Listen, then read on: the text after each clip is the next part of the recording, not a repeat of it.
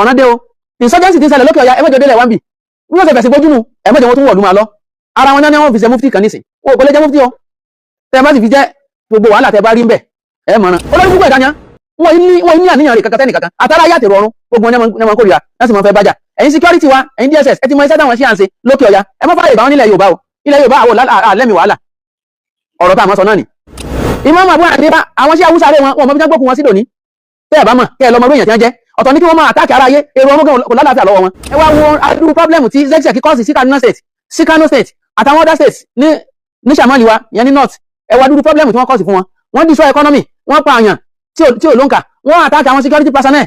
láì mọye ìgbà ọmọ rẹ̀ ọkùnrin méjì ń ló bá ìṣẹ̀lẹ̀ ńlọ gbogbo orú nǹkan lẹ́tọ́ fẹ́ kọ́ mọ́ ṣẹlẹ̀ ńlẹ̀ Yorùbá tẹ́ bá ti kíyèsí àwọn tí ń gbé ariwo sí àná ẹ ti mọ̀ pé tọ́ọ̀gì náà ni wọ́n àwọn ẹ̀hànà tí wọ́n mọ́kẹ́ wọ́n fẹ́ kẹ́kùrá ni wọ́n sì ké wọ́n fẹ́ kàdísì wọ́n sì ké òsì gẹ́gẹ́ gẹ́mọ̀ nẹ́ẹ̀sì. wa rahmatullahi wa barakatuh. Salatu wassalamu ala rasulillahi wa ala alihi wa sahbihi wa ala thumma amma ba'du. Ní àìpẹ́ yìí mo rí láyà kan tí wọ́n sọ̀rọ̀ nípa pé wọ́n fẹ́ fi ẹnìkan jẹ mufti ilẹ̀ Yorùbá tó jẹ́ pé ṣíà kan ní lẹ́kọ̀ọ́ wọ́n á wò pé ẹ dákun à ń pe ọ̀rọ̀ yìí ní ó mọ̀ ńlá rónú ṣé bí àwọn bàbá wa nílẹ̀ Yorùbá àtàwọn agbófinró àti ìjọba wa bí wọ́n ṣe máa wò ní nítorí wípé díẹ̀díẹ̀ nímú ẹlẹ́dẹ̀ ń wọgbà tó bá sì ti délẹ̀ tán kò ní mọ nígbà tí ṣe ro yóò kàn jẹ́jẹ́ mi mo jòkó abẹ́ gbogbo ẹ̀yin bàbá wa ìmáàmù Òṣogbo ìmáàmù Ìbàdàn ìmáàmù Èkó ìmáàmù Àkúrẹ́ ìmáàmù Adó-Èkìtì ìmáàmù Ọ̀wọ̀ gbogbo ìmáàmù pátápátá tí ń bẹ nílẹ̀ Yorùbá gbogbo yín là ń bá sọ̀rọ̀ gbogbo àwọn àfáà gbogbo ìjọ ẹ̀sìn pátápátá ládójú ọ̀rọ̀ ikọ̀ àwọn security agents DSS especially torí pé kéèsì àwọn ìjọ yìí ó wà lọ́wọ́ wọn throughout the federation títí tó fi dé lọrin wọ́n mọ àwọn nǹkan tí wọ́n ti mú wọn fún nínú ẹ̀sùn terrorism especially Abdullahi Mustapha Berende àti Ọláwuyì Saidi láti 2012 ní kéèsì wọn tí wọ́n padà dá wọn lẹ́jọ́ ní 2018 ní federal high court l'Abuja so terrorism ìṣe àwọn ṣíànù ẹ má gbé agbára wọ̀ wọ́n nílẹ̀ Yorùbá ẹ má dá ọ̀ràn sí alọ́rùn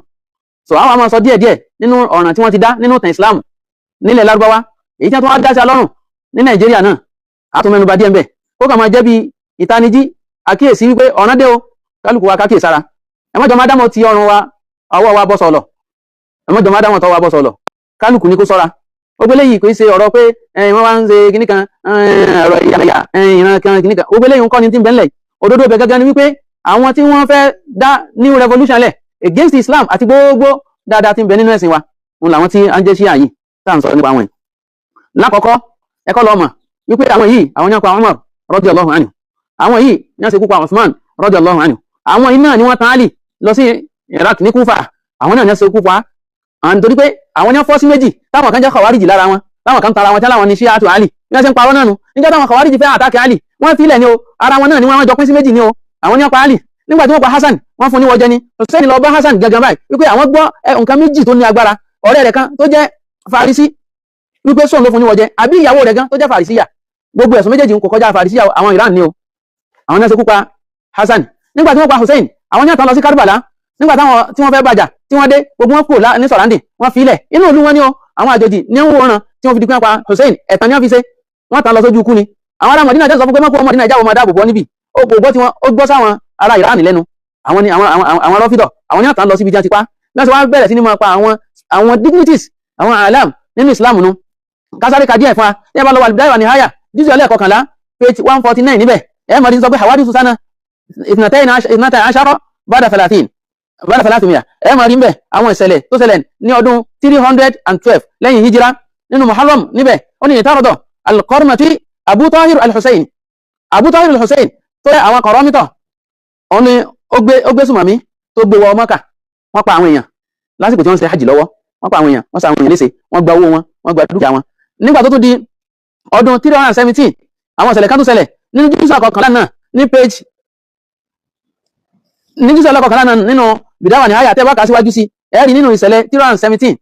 tí ń túmọ̀ sí wípé ọdún karùn-ún sí ìṣẹ̀lẹ̀ talákọ̀ọ́kọ́ Amiru Iraq tó ń jẹ́ ti ara wọn kọ̀rọ̀mítọ̀ ogun láti Iraq ó wá sọ̀nà bí àwọn lọ sí hajj ẹ máa wọ́n nǹkan sí kò tí wọ́n ń ṣe hajj lọ́wọ́ wọ́n múná wọ́n lọ àtàkì àwọn èèyàn wọ́n pa àwọn èèyàn wọ́n ṣe àwọn èèyàn léṣe wọ́n gba wọn ó tún dọ́nà kásígbà wọ́n tún gbé sùmọ̀mí ẹlẹ́ẹ̀kejì wọ́n dá àwọn èèyàn lọ́nà orúkọ rẹ̀ oní Mọ̀súrù Dáìlàmí òun ló lìdí àwọn ní yawmu tarwiya gangan ọjọ́ tí ṣe hajj bẹ̀rẹ̀ ní Mùnà náà lọ àtàkì àwọn èèyàn wọ́n pa àwọn èèyàn rẹpẹtẹ thousands of Muslims tó ń ṣe hajj lọ́wọ́ ni wọ́n pa lọ́dún tó wọ́n gbé àjà lásù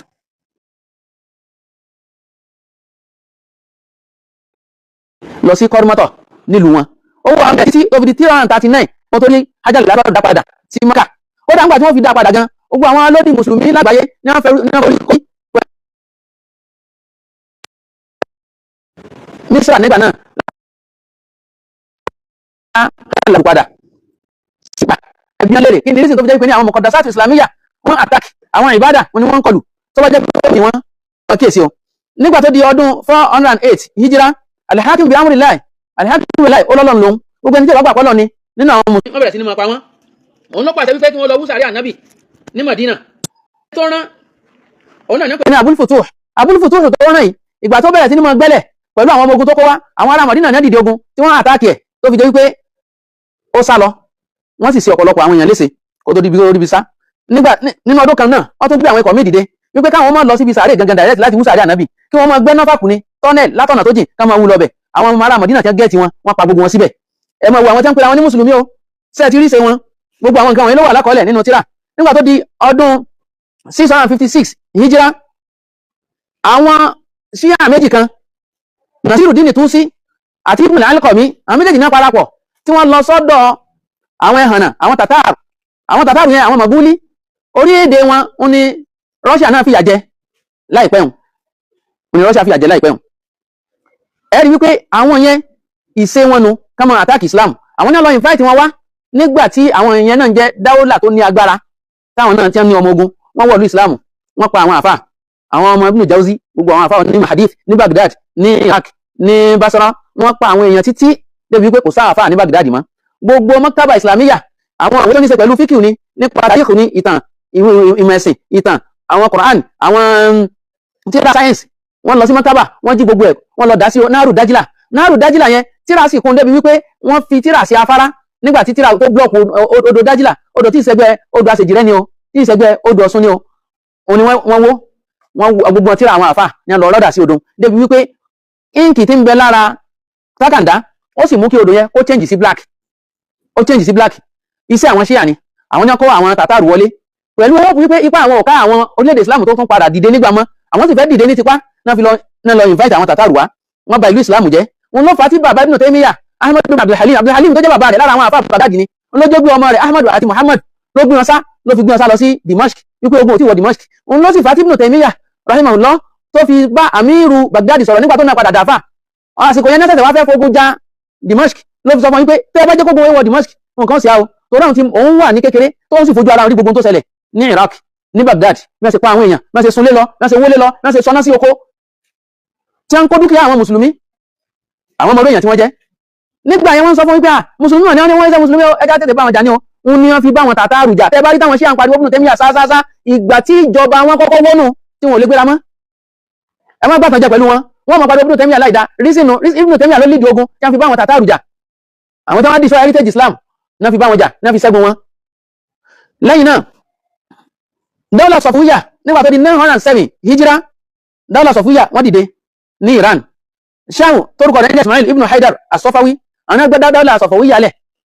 Iranian government tí Shah ń rúlù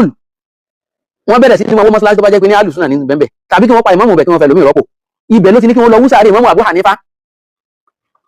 ìmáàmù Abu Hanifa bó ṣe gbajúmọ̀ tó tí ìmáàmù Shafi'i kì pé faqad zanal bilada wa man alayha imamul muslimina Abu Hanifa ìmáàmù Abu Hanifa àwọn sí àwúsàárì wọn mọ̀ bí jẹ́ gbókun wọn sí lónìí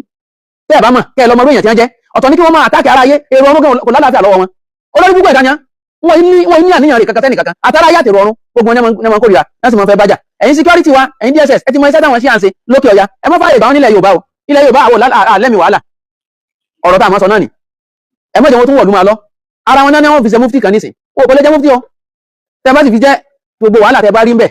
ẹ mọ̀ràn a máa bẹ lọ nínú àánú rẹ̀ kọ́ mọ̀ ṣeéṣe tó bá wá ṣeéṣe kó jẹ́ sábàbí ìṣubú wọn léyìí tí ò ní gbérí mọ́ lẹ́yìn náà Khomeini òun tó wá wòye pé ẹ̀ka Shia àti Shah kò burú tó ẹ̀ka Shia àti tàwọn náà méjì fi ń fa ìjà láàrin ara wọn ìjọba Britain support Shah ìjọba France support Khomeini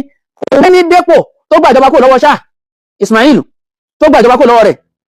pẹ̀lú ìrànlọ́wọ́ France ni wọ́n tó múra kankan tó fẹ́ pé ní Britain support Iran náà tí wọ́n fi ń ran Ismailu ibn Haidar Asafawi tí wọ́n fi ń ràn lọ́wọ́ France sì ń support Khomeini France nígbà tí Khomeini tó dépò tán eré tó ń sá nípa kọ́ńtẹ̀tẹ̀ kọ́ńkà orílẹ̀-èdè Islam ń lọ́ba tó jẹ́ pé gbogbo bí wọ́n ní embassy sí ní ń sẹ́ndì ìwé sí àti owó pé kí wọ́n kó fáwọn èèyàn orípa rẹ̀ náà lè tẹ́rí ní Nàìjíríà Abdullahi ibn Mustapha al-Berende nílọrin tá a sọ̀rọ̀ rẹ̀ lẹ́ẹ̀kan ibi táwọn náà ti lùgbàdínú Zakzaki ní Zaria ibi táwọn náà ti lùgbàdínú ní Kaduna State nígbà tí wọ́n lọ sí Iran embassy MSSN oníbẹ̀tẹ́lẹ̀ through MSSN làwọn Zakzaki náà fi jọ lọ sí Iran embassy wọ́n kọ̀wé fún wọn fowó ọ̀dà ọlọ́kàn lè fowó gbogbo àwọn tẹ́jọ́ lọ́ngbà náà àwọn ọ̀padà lọ́mọ́ àwọn nìkan lọ ibi tí wọ́n ti di ara wọn nu ẹ wá wo adúrú problem tí Zakzaki kọ́ọ̀sì sí Kaduna State sí Kano State àtàwọn other states ní Shamali wa ìyẹn ní north ẹ wá adúrú problem tí wọ́n kọ́ọ̀sì fún wọn wọ́n destroy economy wọ́n pa àyàn tí ò lóǹkà wọ́n attack àwọn security personnel láì mọye ìgbà ọmọ rẹ̀ ọkùnrin méjì wọ́n ló bá ìṣẹ̀lẹ̀ ń lọ níbi pé wọ́n lé àwọn sọ́jà lọ sí barracks wọn nígbà táwọn sọ́jà tí wọ́n fi hàn lẹ̀ táwọn tó ń lé wọn lọ nígbà tán dẹnu ọ̀nà barracks làwọn tó ń wò pé ẹ síná fún wọn tí wọ́n tó gbanú barracks máa wọn lọ́wọ́ ni ní Kaduna nígbà tí wọ́n síná fún wọn wọ́n ibẹ̀ lọ́mọ ọkùnrin Zakzaki méjì ọmọ rẹ̀ ọkùnrin méjèèjì tó ní ibi tí wọ́n ti bá ṣẹlẹ̀ ń lọ́nu gbogbo orú nǹkan lẹ́tọ́ fẹ́ kọ́ máa ṣẹlẹ̀ ńlẹ̀ Yorùbá tẹ bá ti kíyèsí àwọn tí wọ́n gbé ariwo sí àná ẹ ti mọ̀ pé tọ́ọ̀gì náà ni wọ́n àwọn ẹ̀hànà tí wọ́n mọ́ wọ́n fẹ́ Kùránì wọ́n sì ké wọ́n fẹ́ kàdísì wọ́n sì ké òsì kẹ̀kẹ́ jẹ́mọ̀ nẹ́ẹ̀sì wa gbogbo ẹ̀yin mọ́mú wa yìí gbogbo ẹ̀yin bàbá wa ní nẹ́ẹ̀sì ẹ̀yin ìjọba wa ẹ̀yin security tẹ́ bá wọn nǹkan yín náà ọ̀ràn ọjọ́ wájú lẹ́wọ̀n ọ̀ràn o insurgency ti ń ṣẹlẹ̀ lókè ọ̀yà ẹ̀mẹ́jọ délẹ̀ wá ń bì bí wọ́n ṣe fẹ̀sìn bójú nu torí pé nǹkan àkọ́kọ́ tẹ́yọ̀ ṣe fún dìgbòlugi ní ọ̀sẹ̀ bá játọ̀ bá fẹ́ pa òní kọ́pẹ́ ní dìgbòlugi o tẹ́ bá ti ń pe àwọn èèyàn ní kèfèrí tí wọ́n sọ fún àwọn sábẹ́ èèyàn burúkú ní mọ̀nàfíkì ní ibi tí ń lọ náà ní wípé ẹni tó yẹ ká pa ni wọ́n tẹ́ bá rí sábẹ́ pa wọ́n ní gbogbo wa ọ̀daràn ni wá a ti dáná lọ́wọ́ wọn nu ẹni tí wọ́n ti ń fìdí òdodo múlẹ̀ òun ti dáná lọ́wọ́ wọn nu so Khomeini ó ní àwọn atrocities tí wọ́n commit lásìkò rẹ̀ wíwé ilé ìtàn ṣẹlẹ̀ ní 1409 tí ṣe 1989 tí wọ́n kó àwọn mawadu tafjirat àwọn explosive devices tí wọ́n kó wọ Saudi Arabia wọ́n bẹ̀rẹ̀ sí ní bọ́ǹbù Mọ́kà wọ́n bọ́ǹbù ní Madina ọmọ Pakistan kú ọmọ orílẹ̀-èdè mi náà kú ó ní àwọn èèyàn tó kú táwọn security tó arrest gbogbo wọn wọ́n tó padà dájọ́ kú fún àwọn tí wọ́n ṣiṣẹ́ wọn bí wọ́n ṣe 1989 wọ́n náà tún ṣe láwọn ọdún mi náà wọ́n sì sàwọn kan ṣáájú mélòó rẹ̀ èmi wo news báyìí níbi táwọn security agency tí wọ́n ti ń sọ àwọn nǹkan tí wọ́n gbà lọ́wọ́ wọn nígbà tí wọ́n tú báàgì àwọn tó wá láti Iran ẹ̀yin tẹ́lẹ̀ wá hajj tí wọ́n tú báàgì wọn pásù kan báyìí tí òjú bíi kéèyàn gbé pásù 1000 owó lọ tó ní envelope báyìí wọ́n gbé ọkọ̀ méjì lérí ara wọn wọ́n jù sí báyìí gbogbo ọkọ̀ yẹn ó bọ́ọ̀bù délẹ̀ báyìí ni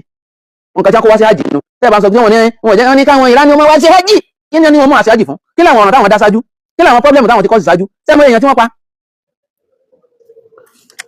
nígbà tí Khomeini náà tó wá kú àwọn àlọ́kọ́ Kaaba sórí sàárè rẹ̀ ẹni wọ́n ṣe bí kọ́bùrù Khomeini ó ṣe rí Kaaba irú ṣépù Kaaba gangan ní ọkọ̀ sórí rẹ̀ tẹ́lẹ̀ káwọn èèyàn mọ̀ wá tàwa fù rẹ̀ wípò ní Ọlọ́run táwọn mọ̀ sí nísìn wọ́n ń ṣe bẹ́ẹ̀ ẹ lọ sí tọ̀rọ̀ ẹ lọ bẹ òpó tó sì lọ bẹ̀ tí sọ pé òun ò rí nǹkan ọ̀ lérí kí lọ tó fẹ́ rí ṣé bẹ́ẹ̀ ẹjọ́ ń ṣe tàdàbírù ni ẹjọ́ plot ni eré sí gbogbo mùsùlùmí Ọlọ́run sì rẹ́yìn yẹn gbogbo ń tẹ̀sí ẹ̀ ní nǹkan kẹtẹ́ mú bọ̀ gbogbo ẹ̀yin bàbá wa nínú ẹ̀sìn gbogbo ẹ̀yin àjọ mùsùlùmí pátápátá gbogbo ẹ̀yin onímọ̀ nínú ìsìlámù nílẹ̀ Yorùbá ẹ dìde against ẹ o gbogbo ẹ̀yin human rights activists ẹ dìde against nǹkan tí ń bẹ́lẹ̀ ká ní àlàáfíà ó sàn o òkèlè gbígbẹ pẹ̀lú ìrọ̀rùn pẹ̀lú àlàáfíà ó lóore ju èyí tí ń sọ̀rọ̀ àṣekè lórí tó jẹ́ pé lórí àìsàn ni a ti ń jẹ lọ Ọlọ́run ní ìdààmú wa Ọlọ́run fún alálàáfíà